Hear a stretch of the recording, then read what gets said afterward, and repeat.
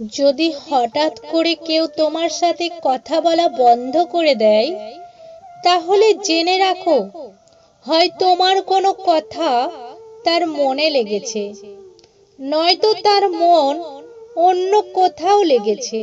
কোনো এক ব্যক্তিকে সাহায্য করলে সারা পৃথিবী বদলে যাবে না, কিন্তু যাকে সাহায্য করবে তার পৃথিবীটা অবশ্যই বদলে যেতে পারে।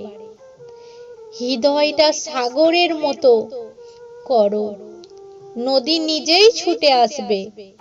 তোমার সাথে মিলিত হবার জন্য 1 মিনিটে জীবন বদলাতে পারে না, কিন্তু 1 মিনিটে নেওয়া একটি সিদ্ধান্ত তোমার জীবন বদলে দিতে পারে।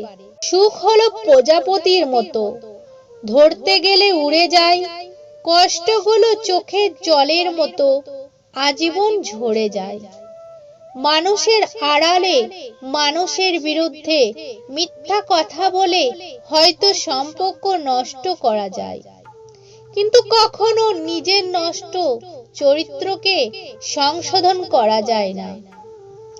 কোনো মানুষের বর্তমান পরিস্থিতি দেখে তার ভবিষ্যৎ নিয়ে উপহাস করো না, কারণ সময় এতটাই বলবান যে সামান্য একটা কয়লাকে ধীরে ধীরে হিরে বানিয়ে দেয়।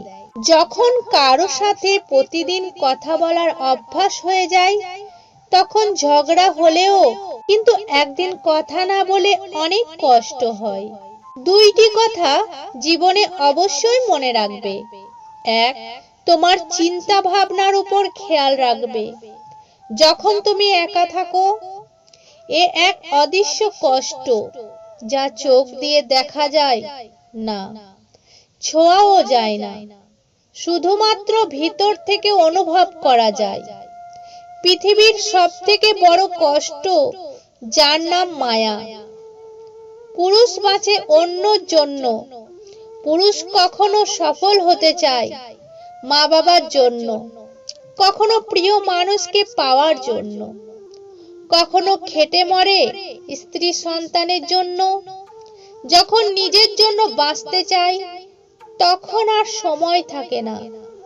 যে দোষ করে ক্ষমা চায় সে খুব সাহসী, যে দোষ প্রতিশোধ না নিয়ে ক্ষমা করে দেয় সে শক্তিশালী, আর যে সব ভুলে যায় সে মহা সুখী।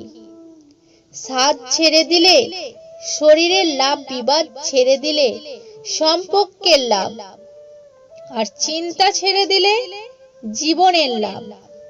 কত অবধি পড়তে পারবে, কত বয়স থেকে উপার্জন করতে পারবে, এটা কারোর ইচ্ছা ঠিক করে না, পরিস্থিতি ঠিক করে। পৃথিবীটা হলো ভাড়া করা বাড়ির মতো, যতই সাজায় না কেন মালিকের নোটিশ পেলে ঠিকই ছেড়ে যেতে হবে।